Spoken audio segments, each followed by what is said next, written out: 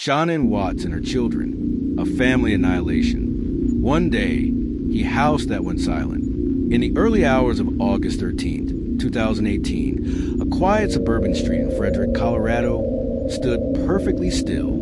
The houses were neatly arranged, the lawns carefully trimmed, the air calm and ordinary. Nothing about the morning suggested that inside one of those homes, a family had vanished.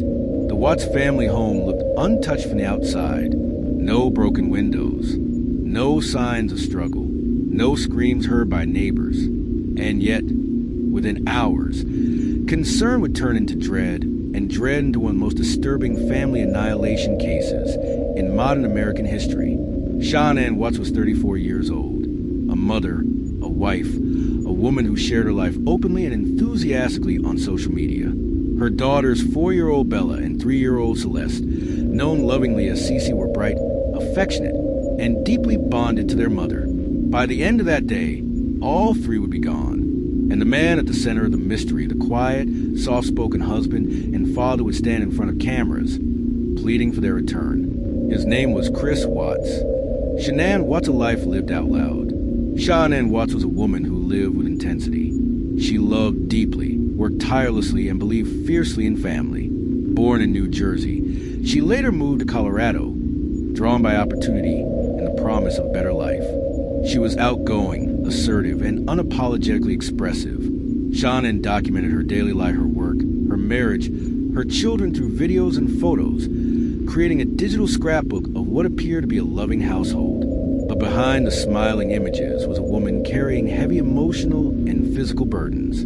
Shanann suffered from lupus and other health issues, conditions that shaped her daily life and her determination. She was a fighter, someone who refused to let illness define her limits.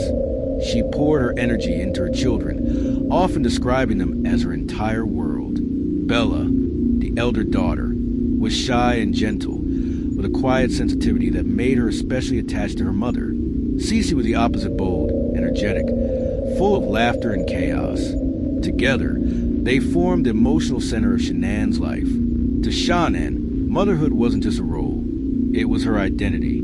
Chris Watts, the man no one questioned. Chris Watts was, by contrast, invisible. He was quiet, reserved, methodical.